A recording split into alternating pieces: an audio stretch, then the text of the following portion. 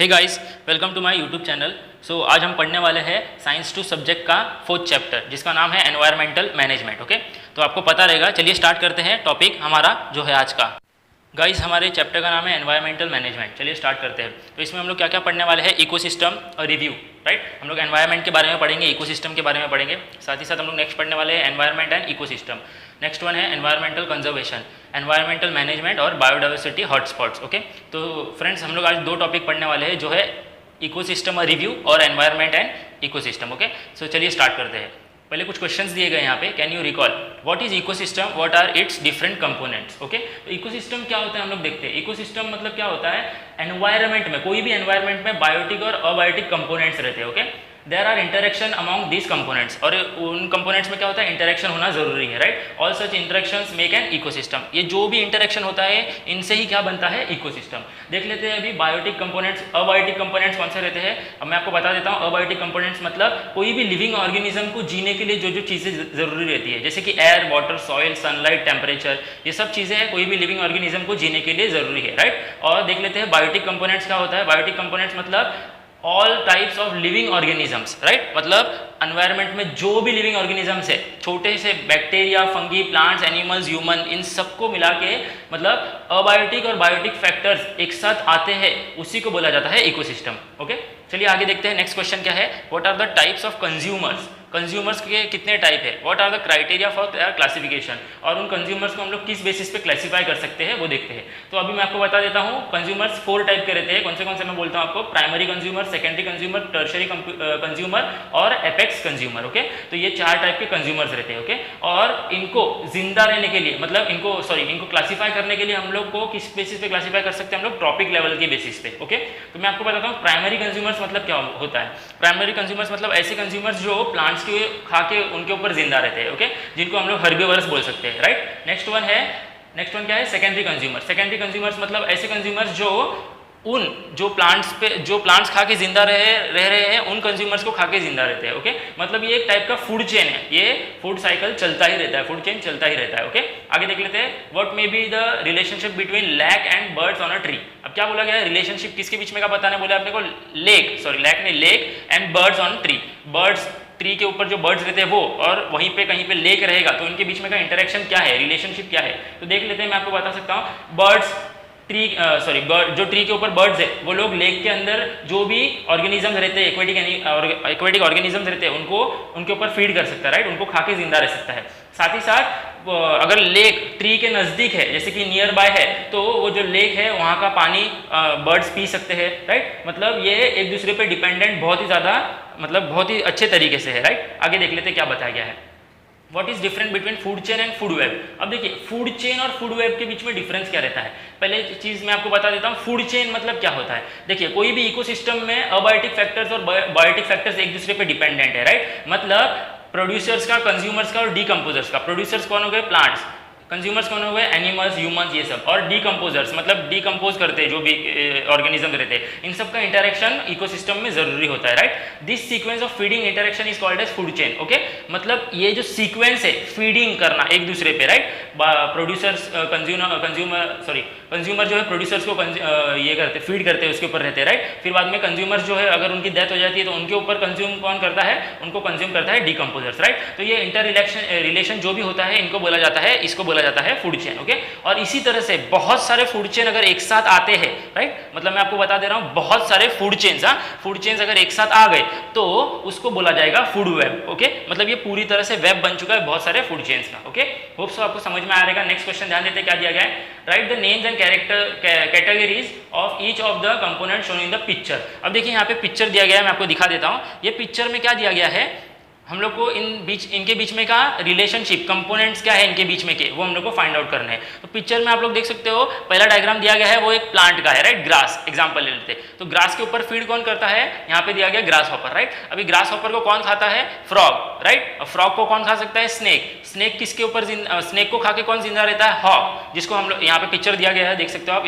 इसको बोल सकते हैं हम लोग हॉक। ये एक टाइप का हिंदी में जिसको बोला जाता है बाज। ओके, तो ये बाज स्नेक्स को खाते हैं। और अगर सपोज ये हॉक की डेथ हो गई तो उसको डिकम्पोज कौन करेगा, माइक्रो ऑर्गेनिजम्स करेंगे। लास्ट पिक्चर दिया गया है, देख सकते हो आप, राइट। तो ये पूरा क्या बन गया, पूरी तरह से मिला के फूड चेन बन गया, राइट। और ऐसे ही बहुत सारे फूड चेन अलग अलग और फूड चेन, जैसे कि एनिमल्स को ले लेते का डियर्स जो है ये लोग क्या खाते हैं, ग्रास खाते हैं। डियर को टाइगर ने खाया, राइट, टाइगर को लायन ने खाया। तो इसी तरह से ये भी एक टाइप का फूड चेन बन गया। तो इसी तरह से बहुत सारे जो फूड चेन्स रहते हैं वो अगर एक साथ आ गए तो उनको बोला जाता है फूड वेब। Okay, right. आगे देख लेते हैं क्या बताया गया है। हम लोग अभी हमारा फर्स्ट टॉपिक पढ़ने वाले जो है इकोसिस्टम अ रिव्यू। अब क्या दिया गया है देखते हैं। Ecosystem is sorry next question हम लोग भूल गए थे, ऊपर वाला क्या दिया गया है उसमें, what is necessary to convert this picture into food web why. जैसे कि हम लोग ने अभी पढ़ा था, अगर ये फूड चेन को हम लोग फूड वेब में कन्वर्ट करना चाहते हैं तो क्या जरूरत है। तो इसका आंसर है हम लोग को बहुत सारे फूड चेन एक साथ लाने पड़ेंगे तब वो बनेगा फूड चेन, राइट। इसका ये आंसर था। चलिए स्टार्ट करते हैं। हमारा जो टॉपिक है ecosystem a review. Ecosystem is found by biotic and abiotic factors, right. हम लोग ने अभी पढ़ा था इकोसिस्टम किससे बनता है, बायोटिक फैक्टर से और अबायोटिक फैक्टर से, राइट। अबायोटिक फैक्टर्स कौन से होते हैं, air, water, soil, sunlight, temperature, right. और बायोटिक फैक्टर्स रहते हैं बैक्टीरिया, स्मॉल ऑर्गेनिज्म से लेके एनिमल्स तक के। तो इन सब का इंटरेक्शन होता है विद ईच अदर, इन सब का इंटरेक्शन होता है तभी एक इकोसिस्टम कहलाया जाता है, इकोसिस्टम फॉर्म होता है। Each factor plays very important role in the ecosystem, right. हर एक फैक्टर जो है, हर एक छोटा सा छोटा प्लांट हो गया या फिर छोटा से छोटा इंसेक्ट हो गया, ये हर एक का इंपॉर्टेंट फैक्टर, इंपॉर्टेंट रोल रहता है इकोसिस्टम में। Producers like plants are important, like plants जो है बहुत ज़्यादा इंपॉर्टेंट रहते हैं। अगर सपोज प्लांट्स ही नहीं रहते तो हर एक ऑर्गेनिज्म किस पे फीड कर पाता, नहीं कर पाता। तो ये इम्बैलेंस हो जाता फूड चेन में, राइट। आगे देख लेते हैं। हर्बीवरस लाइक डियर, हर्बीवरस मतलब मैंने जो आपको बताया था जो प्लांट्स खाते हैं, राइट। ऐसे एनिमल्स जो प्लांट्स खाते हैं, ऐसे ऑर्गेनिजम्स। तो हर्बीवरस का एग्जाम्पल क्या दिया गया है, deer, goat, sheep, cattle, horse, camel etcetera. Feed upon producers are also important. ये सब किस पे फीड करते हैं, प्रोड्यूसर्स पे। प्रोड्यूसर्स कौन है, प्लांट लोग। ओके, आगे देख लेते हैं। प्रीडेटर्स, प्रीडेटर्स मतलब शिकारी। प्रीडेटर्स लाइक लायन, अब लायन, टाइगर ये सब शिकारी है, right. Which prevent the over population of herbivores are also equally important. और ये लायन, टाइगर ये क्या करता है, ओवर पॉपुलेशन मतलब अगर हर्बीवरस कोई भी ऑर्गेनिज्म है उनका अगर ओवर पॉपुलेशन हो गया, मतलब उनका पॉपुलेशन ज़्यादा हो गया, उनका पॉपुलेशन भी कम करना जरूरी है एनवायरमेंटल बैलेंस के लिए, राइट। तो इसका जो बैलेंसिंग फैक्टर है ये कौन रखता है, प्रीडेटर्स ध्यान रखते हैं। मतलब प्रीडेटर्स अपने कंज्यूम मतलब जो दूसरे ऑर्गेनिज्म रहते हैं उनको कंज्यूम करते हैं। क्वेश्चन में arise in your mind whether the caterpillars found in nature. अब देखिए कैटरपिलर्स जो रहता है नेचर में मिलता है, right. Organism present in filthy places. Filthy places मतलब गाइस होता है डर्टी प्लेसेस, राइट। टर्माइट्स मतलब क्या चीजें होती है, टर्माइट्स मतलब छोटे छोटे इंसेक्ट जो बहुत सारे, जैसे कि आपको एक एग्जांपल देता हूं, आपने कहीं पे भी जंगल्स वगैरह में आपको अपने सुना रहेगा या फिर अपने न्यूज़ में सॉरी डिस्कवरी चैनल्स में वगैरह देखा रहेगा कि कोई भी एक ट्री का जो वुड रहता है, लकड़ा रहता है, वो सड़ जाता है। तो उसको सड़ने की वजह से उसके अंदर बहुत सारे छोटे छोटे माइक्रो ऑर्गेनिज्म या फिर इंसेक्ट जो है जमा हो जाते हैं, राइट। तो उसको हम लोग बोल सकते हैं टर्माइट्स। ओके, लार्ज क्वांटिटी में जो रहते हैं ऑर्गेनिजम्स उनको बोलते हैं टर्माइट्स। इंसेक्ट प्रेजेंट इन डंग, डंग मतलब क्या होता है, गोबर। ओके, जो भी इंसेक्ट्स प्रेजेंट रहते हैं डंग में, ये सब चीज़ें इंपॉर्टेंट है, आर रियली यूजफुल। हम लोग को क्वेश्चन पूछा गया है ये कि ये सब चीज़ें यूजफुल है क्या, तो obviously they are useful, right. मैंने आपको अब भी बताया था। However, those organisms are also important though they are dirty। क्या बताया गया है यहाँ पे, ये ऑर्गेनिज्म भी बहुत ही ज्यादा इंपॉर्टेंट है। अगर ये लोग डर्टी हुए तो क्या हुआ, ये भी बहुत ज्यादा इंपॉर्टेंट है। They are responsible for cleaning the environment, right. ये किसके लिए रिस्पॉन्सिबल है, क्लीनिंग द एनवायरमेंट। जैसे कि ये छोटे छोटे कीड़े भी एनवायरमेंट को क्लीन करते हैं, राइट। मतलब अगर सपोज कोई भी ऑर्गेनिज्म जिसकी डेथ हो जाती है, अगर वो इसी तरह से किसी भी प्लेस पे एनवायरमेंट में पड़ा रहा तो उससे क्या होगा, बहुत ज़्यादा हमारे पास बल्क जमा हो जाएगा डेथ बॉडीज का, राइट। तो उसको भी डिकम्पोज होना जरूरी है, तो वो हमारा एनवायरमेंट क्लीन करता है, जैसा मैंने आपको अभी बताया था। It means that our existence is due to this factor present around us. इससे मतलब क्या मालूम पड़ता है हमें कि हमारा जो भी एग्जिस्टेंस है, जो भी हम लोग आज जिंदा है, वो किस वजह से है, क्योंकि ये ऑर्गेनिजम्स हमारे आजू बाजू हमारे अराउंड में प्रेजेंट है, इसीलिए। ओके, आगे देख लेते हैं। Hence we should care for this factors, इसीलिए हम लोग को इन फैक्टर्स का भी ध्यान रखना जरूरी है। ओके, चलिए आगे ध्यान देते हैं। क्या दिया गया है देख सकते हैं। Think if fallen foliage in forest. Fallen foliage मतलब क्या होता है, जो प्लांट के लीव्स जो है या फिर टहनियाँ जो है वो नीचे गिरे, फॉलन मतलब नीचे गिरे हुए फॉइलेज जो फॉरेस्ट में रहते हैं वो। डेड ट्रीज मतलब ट्रीज भी जो है एक टाइम पे उनकी डेथ हो जाती है, राइट। एंड कारकेसेस मतलब मैं आपको बता देता हूँ, dead bodies of animals, right. ये सब चीजें ये अपने इन एंड अराउंड विलेजेस, ये सब चीज़ें जो विलेजेस में रहेगी या फिर फॉरेस्ट में रहेगी, have not been decompose for years. यहाँ पे दिया गया अगर ये सब चीज़ें बहुत सालों से डीकम्पोज नहीं हुई रहती तो क्या होता। तो इसका आंसर मैं आपको बताता हूँ। अगर सब आप ही सोचिए फर्स्ट ऑफ ऑल क्या बताया गया है, अगर ये सब चीज़ें डीकम्पोज नहीं हुई रहती तो क्या होता। जैसा मैंने भी आपको स्टार्टिंग में बताया था कि हमारे एनवायरमेंट में इन सब चीज़ों का बल्क जमा हो जाता, राइट। और बल्क जमा होने से क्या हो जाता, प्लांट्स और एनिमल्स की डेड बॉडीज जो है वो यहाँ पे अपने एनवायरमेंट में जमा रहती। फिर इसके बाद क्या हो जाता है, ये फिर से नेचर में समा जाने बहुत ज़्यादा ज़रूरी है। ये भी एक साइकिल फ्लो है, राइट, ये होना बहुत ज़्यादा ज़रूरी है। और ये किस वजह से होता है? Only by the decomposition process, right, ये डीकम्पोजिशन प्रोसेस की वजह से ये होता है। तो इस वजह से क्या होता है? Entire balance of nature would be lost. अगर सपोज ये चीज़ें नहीं होती तो हमारा जो भी एंटायर बैलेंस है, मतलब नेचर का जो भी बैलेंसिंग फैक्टर है, वो पूरा लॉस्ट हो जाता, राइट। तो अनवांटेड गार्बेज एनवायरनमेंट में जमा रह जाती है, राइट। तो ये सब चीज़ें क्या होती है? हमारे एनवायरनमेंट को क्या करती? स्पॉइल करती, राइट। तो इसीलिए ये सब चीज़ों का भी डीकम्पोजिशन बहुत ज़्यादा ज़रूरी है, राइट। आगे देख लेते हैं क्या दिया गया है डिस्कस में। जीवो जीवास्या जीवनम, तो इसका मीनिंग क्या होता है? इसका मीनिंग क्या होता है मैं आपको बताता हूँ। इसका मीनिंग होता है कोई भी लिविंग थिंग जो है वो फूड रहता है दूसरे ऑर्गेनिज्म का, राइट। अब जैसे कि एग्जांपल ले लेते हैं ग्रास। ग्रास जो है वो किसका फूड है? काउस, बफेलोज, फिर गोट्स, डियर, राइट। ये भी गोट्स, डियर, ये किसके फूड है? ये हो गए फॉक्स, फिर साथ ही साथ लायन, टाइगर, राइट। तो ये लायन, टाइगर्स, ये सब जो चीज़ है ये एक फूड चेन टाइप का है। तो इसका मीनिंग जीवो जीवास्या जीवनाम का मतलब होता है एक living organism other living organism का फूड है, ओके। मैंने आपको बता दिया इसका मीनिंग क्या होता है। चलिए आगे जान देते हैं।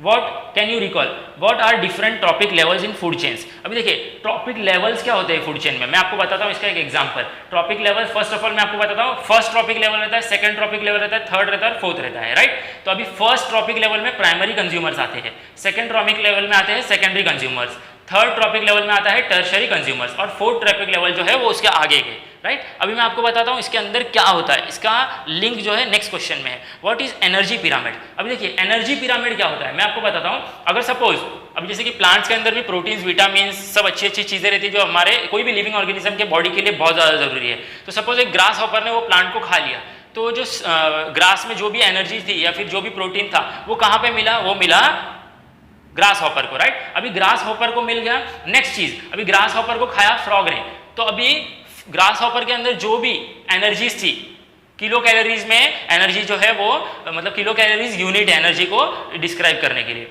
तो अभी देखिए फ्रॉग ने खा लिया ग्रास हॉपर को, तो जो भी एनर्जी ग्रास में थी वो गई थी ग्रास में थी वो गई थी ग्रास हॉपर में, और ग्रास हॉपर को खाया फ्रॉग ने, तो वो एनर्जी किस में गई? फ्रॉग में। और फ्रॉग को खाया तो स्नेक के अंदर कौन सी एनर्जी गई? वो पूरी तीनों की कंबाइन होकर, जैसे कि ग्रास हॉपर की, फ्रॉग की, राइट। तो ये एनर्जी पिरामिड है, मतलब एनर्जी भी ट्रांसफर होता है, ओके। समझ में आया रहेगा आपको। ये एक डायग्राम है, मैं आपको नेक्स्ट वीडियो में उसका डायग्राम एक्सप्लेन कर दूंगा, जिससे आपको पूरी तरह से समझ में आ जाएगा। बस अभी ध्यान रखिए कि एनर्जी पिरामिड मतलब एनर्जी भी ट्रांसफर होता है, ओके। चलिए नेक्स्ट पेज पे जान देते हैं। आ जाइए पेज नंबर 37 पे। फ्रेंड्स नेक्स्ट पेज पे क्या दिया गया है? Let's think a bird building nest on a tree feeds upon the fish in near by pond. जो हम लोग ने पहले लेसन स्टार्ट करते समय रिलेशनशिप पढ़ा था लेक और बर्ड का, राइट। उसी के रिलेटेड एक और क्वेश्चन दिया गया है। क्या दिया गया? Bird building nest on a tree feed upon the fishes in the near by pond. देखिए एक बर्ड है जो अपने आप को फीड किसके ऊपर करता है? उसके आजू बाजू को एक पॉन्ड रहेगा उसमें से, फिशेज के ऊपर से, right. Whether this bird is a part of both that is tree as well as pond ecosystem. अब ये क्वेश्चन पूछा गया है, ट्री की बर्ड जो है वो किसका पार्ट है? पॉन्ड का या ट्री का? कौन से इकोसिस्टम का पार्ट है? तो मैं इसका आंसर दे देता हूं, bird is a part of both the ecosystem, मतलब ट्री का भी है और पॉन्ड का भी है, ओके। क्योंकि वो दोनों के अंदर उसका इंटर रिलेशन आता है ना, इसीलिए, ओके। होप आपको समझ में आ रहा होगा, राइट। आगे देख लेते हैं। Complete the chart, fill up the blanks box and display the complete chart in classroom. मैं आपको इसके आंसर्स बता देता हूं गाइस। यहाँ पे जो हमारे पास चार्ट दिया गया है इकोसिस्टम अबायोटिक फैक्टर्स, तो इसका मैं आपको चार्ट दिखाता हूं और आपको एक्सप्लेन करता हूं। चलिए ध्यान देते हैं। फ्रेंड्स ये हमारा चार्ट है, राइट। अब देख लेते हैं इसके अंदर क्या दिया गया है। फर्स्ट ऑफ ऑल दिया गया है इकोसिस्टम। इकोसिस्टम जो है कितने पार्ट्स में डिवाइडेड है? 2 पार्ट्स में, अबायोटिक फैक्टर्स और बायोटिक फैक्टर्स। फ्रेंड्स मैंने आपको अभी एग्जांपल दिया था अबायोटिक फैक्टर्स और बायोटिक फैक्टर्स क्या होता है, राइट। तो अभी अबायोटिक फैक्टर्स जो है वो फिर से 2 पार्ट्स में डिवाइडेड है। कौन से 2 पार्ट्स है? फिजिकल फैक्टर्स और केमिकल फैक्टर्स। और उसी तरह से बायोटिक फैक्टर्स भी फिर से 2 पार्ट्स में डिवाइडेड है। कौन से? ऑटोट्रॉपिक और हेटेरोट्रॉपिक। ऑटोट्रॉपिक मतलब क्या होता है? Producers, plants, right. देखो यहाँ पे नीचे दिया गया है ऑटोट्रॉपिक के नीचे प्रोड्यूसर्स, और प्रोड्यूसर्स क्या होते हैं? प्लांट्स होते हैं। हेटेरोट्रॉपिक मतलब क्या होता है? जो ऑर्गेनिज्म प्रोड्यूसर्स के ऊपर डिपेंडेंट रहते हैं, मतलब प्लांट्स के ऊपर डिपेंडेंट रहते हैं। तो हेटेरोट्रॉपिक में 2 एग्जांपल्स आ जाएंगे। कौन से? कंज्यूमर्स, जो प्लांट्स को कंज्यूम करते हैं, और डीकंपोजर्स मतलब वो भी प्लांट्स को कंज्यूम करते हैं। डेड बॉडीज रहता है एनिमल्स का, बैक्टीरियाज का, एनिमल्स का, राइट। और डीकंपोजर्स में क्या आता है? बैक्टीरिया आता है, ओके। समझ में आ रहेगा आपको। चलिए आगे देख लेते हैं। यहाँ पे दिया गया है प्लांट्स, एनिमल और बैक्टीरिया। अब देखिए यहाँ पे फिर से एनिमल 3 पार्ट्स में डिवाइडेड है, प्राइमरी कंज्यूमर, सेकेंडरी कंज्यूमर और tertiary consumer, right. Primary consumer मतलब ऐसे एनिमल्स जो प्लांट्स के ऊपर जिंदा रहते हैं, ओके। सेकेंडरी कंज्यूमर मतलब ऐसे एनिमल्स जो प्लांट्स को खाए हुए एनिमल्स पे जिंदा रहते हैं, और टर्शियरी कंज्यूमर्स मतलब उनके ऊपर, सेकेंडरी कंज्यूमर्स के ऊपर जिंदा रहते हैं, उनको फीड करते हैं, राइट। ये आपको समझ में आ गया रहेगा। Abiotic factors. अभी अबायोटिक फैक्टर्स में आ जाते हैं। अबायोटिक फैक्टर्स में क्या दिया गया है? Physical factors. अब फिजिकल फैक्टर्स मैंने मतलब आपको बताया था, अबायोटिक मतलब होता है जो लिविंग ऑर्गेनिज्म को जिंदा रहने के लिए चीजें चाहिए रहती है, वो फिजिकल फैक्टर्स है। तो कौन से air, water, vapour, mineral, soil, sunlight, right. और केमिकल फैक्टर्स कौन से हो गए? न्यूट्रिएंट्स और मिनरल्स। अबायोटिक फैक्टर्स में केमिकल फैक्टर्स भी आते हैं जिसको हम लोग बोल सकते हैं न्यूट्रिएंट्स और मिनरल्स। अब देखिए सॉइल के अंदर जो है न्यूट्रिएंट्स रहते हैं, मिनरल्स रहते हैं, प्लांट्स उसी के ऊपर जिंदा रहते हैं, राइट। प्लांट्स ग्रो करने के लिए, उनका फूड बनाने के लिए उनको सॉइल के अंदर के न्यूट्रिएंट्स और मिनरल्स एब्जॉर्ब करने पड़ते हैं, राइट। तो आगे देख लेते हैं। अभी न्यूट्रिएंट्स और मिनरल्स फिर से 2 पार्ट्स में डिवाइडेड है। कौन से? इनऑर्गेनिक सब्सटेंस और ऑर्गेनिक सब्सटेंस। अब ये देखिए इनऑर्गेनिक सब्सटेंस में क्या क्या आता है? गैसेज आते हैं इसमें, खास करके दिए गए कौन से गैसे देख सकते हैं हम लोग, hydrogen, oxygen, nitrogen, calcium, iron, sodium, potassium, ये सब चीजें आती है इनऑर्गेनिक सब्सटेंस में, ओके। और ऑर्गेनिक कंपाउंड्स में कौन से आते हैं? प्रोटीन्स और कार्बोहाइड्रेट्स, राइट। ये न्यूट्रिएंट्स से ही मिलता है हम लोग को। न्यूट्रिएंट्स मतलब प्रोटीन्स, कार्बोहाइड्रेट्स, यही होता है जो हम लोग के बॉडी के ग्रोथ के लिए इंपॉर्टेंट रहता है, राइट। आपको समझ में आया ये बॉक्सेस किस तरह से फिल करने हैं? चलिए आगे ध्यान देते हैं क्या बताया गया है बुक में, टेक्स्ट बुक में। चलिए स्टार्ट करते हैं, क्या बताया गया आगे। Paddy is cultivated on large scale in various states of south India. Paddy मतलब होता है ग्रास का, राइस का फील्ड, ओके। राइस जो रहता है, चावल जो हम लोग खाते हैं, तो पैडी कहाँ पे कल्टिवेट होता है? बहुत ज्यादा साउथ इंडिया में, आपको पता है, right. Paddy fields are frequently attack by grasshoppers. अभी देखिए पैडी के फील्ड्स जो है उस पर हमेशा अटैक होते रहता है, किस चीज का? ग्रास हॉपर्स का, राइट, क्योंकि वो अपने आप को कंज्यूम करने के लिए वहां का ग्रास खाते हैं, राइट। आगे देख लेते हैं। Similarly frogs are also present in large number in the mud of paddy field. वहां पे फ्रॉग्स भी प्रेजेंट रहते हैं। देखिए क्यों फ्रॉग्स प्रेजेंट रहते हैं? क्योंकि वो वहां पे किसका प्रोडक्शन ज्यादा है? Grass hoppers. First of all तो ग्रास का प्रोडक्शन ज्यादा है, ग्रास के ऊपर जिंदा रहने के लिए वहां पे कौन ज्यादा आते हैं? Grass hoppers, right. फिर अगर वहां पे ग्रास हॉपर्स ज्यादा है तो उनके खाने के लिए कौन रहता है? उनको खाने के लिए रहता है फ्रॉग्स, तो उसका प्रोडक्शन भी ज्यादा रहेगा। कोई भी ऑर्गेनिज्म में फूड सर्च के लिए कहीं पे भी ज्यादा है, राइट। तो इसीलिए फ्रॉग्स का प्रोडक्शन भी प्रेजेंट रहते हैं वहां पे लार्ज नंबर में, to feed upon grasshoppers, right, क्योंकि फ्रॉग्स जो है ग्रास हॉपर्स के ऊपर फीड कर सके। And snakes are also present there into feed upon their favourite food frogs, right. और स्नेक्स भी वहां पे प्रेजेंट रहते हैं क्योंकि वहां पे फ्रॉग्स का नंबर ज्यादा है, तो उनका फेवरेट फूड है स्नेक का, राइट। तो इसीलिए वहां पे स्नेक्स भी ज्यादा रहते हैं। आगे देख लेते हैं क्या दिया गया है। However if frog population declines all of a sudden. अभी एक अपने को एक सिचुएशन दिया है, क्या दिया गया है? अगर सपोज फ्रॉग का पॉपुलेशन है अचानक से कम हो गया, खत्म हो गया या फिर डिक्लाइन होने लगा, तो इसके रिलेटेड हम लोग कुछ क्वेश्चंस पूछे गए हैं। Let's think what will be the effect on paddy crop. अब देखिए पैडी के जो क्रॉप्स है उसके ऊपर क्या इफेक्ट होएगा। देखिए अगर फ्रॉग का पॉपुलेशन डिक्लाइन होता है तो पॉपुलेशन राइज होगा, किस चीज का? ग्रास हॉपर का, क्योंकि ग्रास हॉपर को खाने के लिए कोई बचा ही नहीं, फ्रॉग का पॉपुलेशन डिक्लाइन हो रहा है, राइट। तो इसीलिए क्या होगा? पैडी फील्ड जो है वो इन्फेक्ट होना चालू हो जाएगा और इंसेक्ट उसके अंदर ज्यादा हो जाएंगे, मतलब ग्रास हॉपर ज्यादा हो जाएंगे, राइट। नेक्स्ट क्वेश्चन देख लेते हैं। Number of which consumer will decline and which will increase. कौन सा कंज्यूमर का जो नंबर है वो कम हो जाएगा और कौन से का ज्यादा हो जाएगा। तो यहाँ पे क्या बताया गया है? फ्रॉग्स जो है इनका नंबर जो है वो डिक्लाइन हो रहा है, बताया गया है अपने को, तो हम लोग को समझ में आ जाएगा यहाँ पे क्या दिया गया है।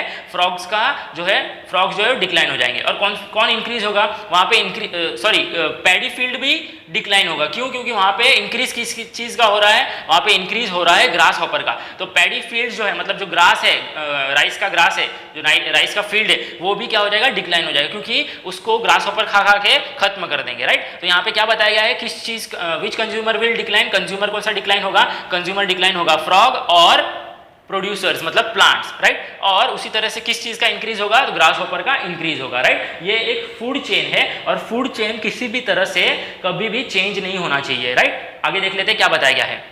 नेक्स्ट क्वेश्चन दिया गया है what will be overall effect on the ecosystem. Ecosystem पे ओवरऑल इफेक्ट क्या होगा? तो इकोसिस्टम में क्या होगा? फ्रॉग्स का पॉपुलेशन डिक्लाइन हो रहा है तो इम्बैलेंस हो जाएगा एंटायर इकोसिस्टम, मतलब इकोसिस्टम प्रॉपर्ली रन हो ही नहीं पाएगा। Number of pre and predators population will change. देखिए अभी प्री मतलब शिकार, जिसका शिकार होता है, और प्रीडेटर्स मतलब जो शिकार करते हैं, इनका नंबर्स भी फ्लक्चुएट होगा, राइट। आपको समझ रहा होगा। आगे देख लेते हैं, and the food chain will come to an end, और उसी तरह से फूड चेन जो है वो पूरी तरह से एंड हो जाएगा, राइट, क्योंकि वो इम्बैलेंस हो रहा है। ये नेचुरल फैक्टर्स है, ये नेचुरल नेचर अपने आप ये सब परफॉर्म करता है, राइट, और अगर इनके अंदर ही चेंजेस आ गए तो फिर किस तरह से फूड चेन क्या हो जाएगा, डिक्लाइन हो जाएगा। ओके, आगे देख लेते हैं क्या बताया गया है। What is environment, can you tell, एक क्वेश्चन पूछा गया व्हाट इज एनवायरमेंट, तो मैं आपको बताता हूँ everything that is around a living organism, जो भी चीजें लिविंग ऑर्गेनिज्म के आजू बाजू है, मतलब लिविंग ऑर्गेनिज्म जिससे सराउंडेड है उसी को बोला जाता है एनवायरमेंट। ओके, आगे देख लेते हैं what is included in environment. अभी देखिए एनवायरमेंट में क्या क्या चीजें होती है, फिजिकल, केमिकल, नेचुरल फैक्टर्स, ये तीन चीजें एनवायरनमेंट में होती है, और वो किससे सराउंडेड रहती है, लिविंग थिंग्स से, राइट। लिविंग थिंग्स जो है किसी भी चीज, मतलब जो भी उनके आजू बाजू जिससे सराउंडेड है उसी को बोला जाता है एनवायरनमेंट। ओके, आगे देख लेते हैं क्या बताया गया है, relationship between environment and ecosystem.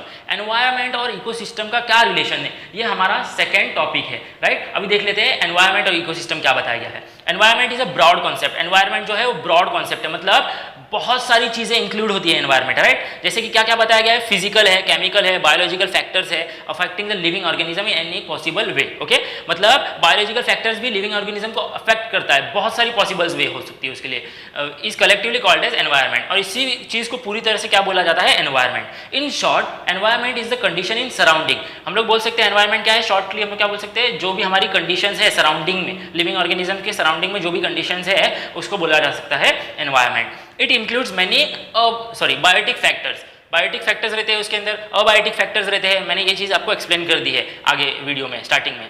Natural and artificial factors, natural जो नेचर क्रिएट करता है, और आर्टिफिशियल फैक्टर्स मतलब क्या होता है, जो ह्यूमन ने बनाई हुई है, created things by humans. Okay, आगे देख लेते हैं, there are two main types of environment, दो टाइप के एनवायरनमेंट्स होते हैं, कौन से, one is natural environment and the next one is artificial environment. आपको समझ रहा होगा गाइस, राइट। चलिए आगे नेक्स्ट पेज पे ध्यान देते हैं, page number 38।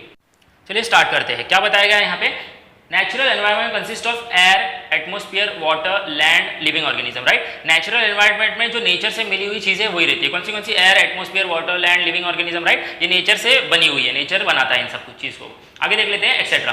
Continuous interaction occurs between biotic and abiotic factors, देखो कंटिन्यूअस इंटरेक्शन होता रहता है, जैसे कि अभी ह्यूमंस है और ह्यूमंस को जिंदा रहने के लिए क्या चाहिए रहता है, एयर, वाटर, सॉइल, ये सब, तो राइट, तो ये सब चीजें क्या है, ये सब चीजें हैं बायोटिक फैक्टर्स, राइट, सॉरी ये सब चीजें क्या है, ये सब चीजें हैं, मैं आपको बता देता हूं फिर से, ये सब चीजें हैं अबायोटिक फैक्टर्स। ओके, मतलब कौन सी अबायोटिक फैक्टर्स है, एयर, वाटर, सॉइल, ये सब। ओके, और बायोटिक फैक्टर्स मतलब लिविंग ऑर्गेनिज्म, छोटा से छोटा इंसेक्ट जो रहता है, मैंने आपको एक्सप्लेन किया था स्टार्टिंग में। ओके, आगे देख लेते हैं क्या बताया गया, their interaction are very important, इन सबका इंटरेक्शन बहुत ज्यादा इंपॉर्टेंट है एनवायरनमेंट में, right. Artificial environment is also affecting the natural environment directly और इनडायरेक्टली। आर्टिफिशियल एनवायरनमेंट मतलब जो ह्यूमंस लोग ने बनाया है, ये भी किसी ना किसी तरह से एनवायरनमेंट को, नेचुरल एनवायरनमेंट को इफेक्ट करता है, डायरेक्टली या इनडायरेक्टली। जैसे कि ह्यूमंस ने बहुत सारी इंडस्ट्रीज बनाई है, तो वो इंडस्ट्रीज से पॉल्यूशन होता है, तो पॉल्यूशन इफेक्ट कहाँ पे करता है, नेचुरल एनवायरनमेंट में। नेचुरल एनवायरनमेंट मतलब हमारा फॉरेस्ट, सॉइल, ये सब का पॉपुलेशन होता है, आपको पता ही रहेगा, हम लोग ने ये लोअर स्टैंडर्ड्स में पढ़ा है।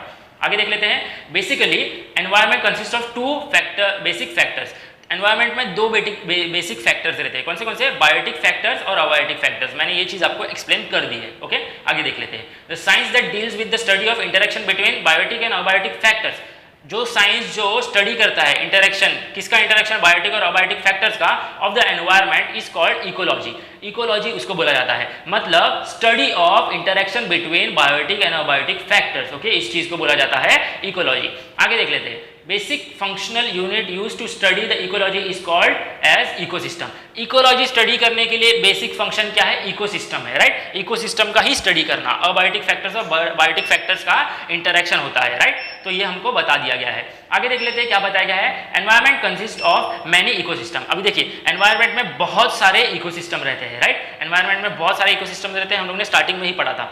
ओके, आगे देखते हैं, we have studied some ecosystem in earlier classes, हम लोग ने अर्लियर क्लासेस में इकोसिस्टम्स के बारे में पढ़ा था, राइट, हम लोग पढ़ते आ रहे हैं साइंस में यही चीज। A small pond is an ecosystem whereas the earth is the largest ecosystem। एक छोटा सा पॉन्ड जो है वो भी एक टाइप का इकोसिस्टम है, लेकिन अर्थ जो है ये भी एक बहुत ही बड़ा इकोसिस्टम है, राइट। आगे देखते हैं, in brief biotic and abiotic factors occupying a definite geographical areas. Brief में हम लोग बोला जाए तो क्या बोल सकते हैं हम लोग, बायोटिक और अबायोटिक फैक्टर्स ऑक्यूपाई करता है definite geographical area. Definite geographical area मतलब लैंड, पूरी तरह से लैंड ऑक्यूपाई करता है, लैंड भी सॉइल भी एक फैक्टर आता है एनवायरनमेंट में, राइट। तो ये सॉइल जो है किस बेसिस पे हम लोग मेजर कर सकते हैं, आपको पता है ज्योग्राफिकल एरिया, ज्योग्राफी में हम लोग ने ये सब चीजें पढ़ी है। And the interaction collectively consist the ecosystem, और इन सब का इंटरेक्शन बोला जाता है क्या बोला जाता है उस चीज को, ecosystem, consist of the ecosystem, right. चलिए आगे ध्यान देते हैं क्या बताया गया है।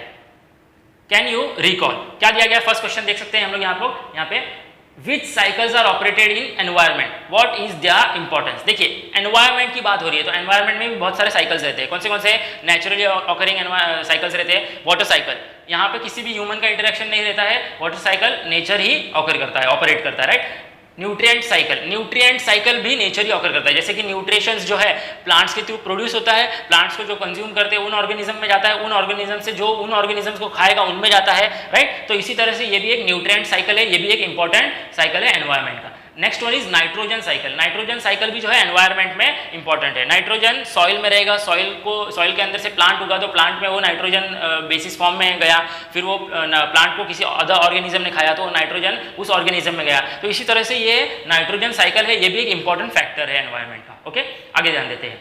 Environmental balance is maintained through continuous operation of various natural cycles, right? Environmental balance किस वजह से होता है, क्योंकि continuous operation चलता रहता है natural cycles का, मतलब continuously operate होते रहते हैं natural cycles। कौन से natural cycles है, वाटर साइकिल मैंने एक्सप्लेन किया, कार्बन साइकिल, ह्यूमन जो है वो ऑक्सीजन ब्रीद इन करते हैं और एक्सेल करते हैं कार्बन डाइऑक्साइड। अभी कार्बन डाइऑक्साइड भी कंज्यूम करने वाला कोई होना चाहिए, नहीं तो कार्बन डाइऑक्साइड अपने एनवायरमेंट में ज़्यादा हो जाएगा। तो कार्बन डाइऑक्साइड को कंज्यूम कौन करता है, प्लांट्स। तो ये भी एक टाइप का क्या है, ये भी एक टाइप का एनवायरमेंटल साइकिल है। ओके, आगे देख लेते हैं क्या बताया गया है। गैसियस साइकिल, एयर में बहुत सारे गैसेस रहते हैं, इन सब का पूरा ऑपरेशंस होना, ये भी एक टाइप का साइकिल है। लाइक नाइट्रोजन साइकिल एग्जांपल दिया गया है, ऑक्सीजन साइकिल एग्जांपल दिया गया है, ये सब चीज़ें आपको पता है। ओके, आगे देखते हैं etcetera. Environmental balance is also maintain due to various food chain of ecosystem. Environmental balance जो है वो किस चीज़ से भी मेंटेन होता है, फूड चेन, बहुत सारे फूड चेन जो इकोसिस्टम में प्रेजेंट है उन वजह से भी। जैसे मैंने लेसन अभी स्टार्ट किया था तब भी बताया था कि फूड चेन जो है, जैसे कि ग्रास को खाया ग्रास हॉपर ने, ग्रास हॉपर को खाया फ्रॉग ने, फ्रॉग को खाया स्नेक ने, राइट। स्नेक को खाया किसी बर्ड ने, मतलब ईगल वगैरह, हॉक कोई भी, और बर्ड का डेथ हो गया तो उसको डिकम्पोज किया डिकम्पोजर्स ने, राइट। तो ये क्या बन गया, फूड चेन। अभी देखिए इन सब चीज़ों का भी मेंटेनेंस जरूरी है। हम लोग ने पैडी फील्ड के बारे में अभी पढ़ा था, किसी भी ऑर्गेनिज्म का ग्रोथ जो है वो इंक्रीज नहीं होना चाहिए और किसी का डिक्लाइन नहीं होना चाहिए, इम्बैलेंस हो जाएगा एनवायरमेंट में, राइट। तो इन सब का बैलेंस होना जरूरी है। तो ये बैलेंस जो है ये भी मेंटेन कौन रखता है, फूड चेन भी ये बैलेंस मेंटेन रखता है। ओके, आगे ध्यान दे देते हैं। ब्लू बॉक्स में क्या दिया गया है, human existence is totally impossible without the existence of nature. इंसानों का एग्जिस्टेंस, इंसान जो आज नेचर में है ये इम्पॉसिबल रहता अगर नेचर का ही एग्जिस्टेंस नहीं होता तो, राइट। आगे देखते हैं। Hence it is basic responsibility of human being to preserve the nature, right? तो हमारा बेसिक रिस्पॉन्सिबिलिटी क्या है, ह्यूमन बीइंग का बेसिक रिस्पॉन्सिबिलिटी क्या है कि नेचर को प्रिजर्व करके रखना, संभाल करके रखना, right, without disturbing it's balance. Environmental balance का डिस्टर्बेंस नहीं होना चाहिए, ये इंसान को ध्यान रखना जरूरी है, ह्यूमंस को ध्यान रखना जरूरी है। आगे देखते हैं। It is said that we have got this earth planet on lease. Lease मतलब हम लोग को एग्रीमेंट पे मिला हुआ है, जैसे कि हमारा जो अर्थ प्लैनेट है ये हमारा ही नहीं है, हम लोग को एग्रीमेंट पे मिला हुआ है फ्रॉम आवर फ्यूचर जनरेशन। मतलब हम लोग को हमारा अर्थ प्लैनेट जो है वो प्रिजर्व करके रखना है फ्यूचर जनरेशन के लिए। आपको पता ही रहेगा, हम लोग ने पढ़ा रहेगा वाटर के बारे में, वाटर स्कैरसिटी होती है तो फ्यूचर जनरेशन वाटर कैसे यूज करेगा। पेट्रोल डीजल जो है इसको भी हम लोग को अच्छे से ध्यान रख के इस्तेमाल करना जरूरी है, नहीं तो ये फ्यूचर जनरेशन के लिए बचेगा ही नहीं, राइट। तो हम लोग को ऐसा माना जाता है कि अर्थ प्लैनेट जो है लीज पे मिला है from our future generation and not as an ancestrally property. Ancestral property मतलब क्या होता है, पूर्वजों की दौलत। ऐसा नहीं है कि हमारे पूर्वजों ने हमें ये अर्थ प्लैनेट जो है हमारे प्रॉपर्टी, मतलब हमारे नाम पे ये प्रॉपर्टी कर दी है, ऐसा नहीं होता है, राइट। फ्रॉम आवर एंसिस्टर्स मतलब हमारे पूर्वज। ओके, आगे देख लेते हैं। Hence we should not forget to conserve it। तो हम लोग को कभी भूलना नहीं चाहिए कि हमें अर्थ प्लैनेट को कंजर्व करके रखना है, बचा करके रखना है, for ourselves and our future generation, हमारे लिए और हमारे फ्यूचर कमिंग जनरेशन जो रहेगी उनके लिए। ओके, होप सो आपको हमारा ये पार्ट समझ में आ गया रहेगा। ये पार्ट में इतना एक्सप्लेनेशन आज के लिए खत्म होता है। नेक्स्ट एक्सप्लेनेशन हम लोग नेक्स्ट वीडियो में देखेंगे। फ्रेंड्स, अगर आपको कोई भी डाउट है तो आप मुझे कमेंट सेक्शन में पूछ सकते हो। ओके फ्रेंड्स, अगर आपको मेरा वीडियो पसंद आया हो, आपको समझ में आ गया हो मैंने क्या एक्सप्लेन किया है, तो प्लीज़ मेरे चैनल को लाइक कीजिए, सब्सक्राइब कीजिए और शेयर कीजिए। Okay, thank you.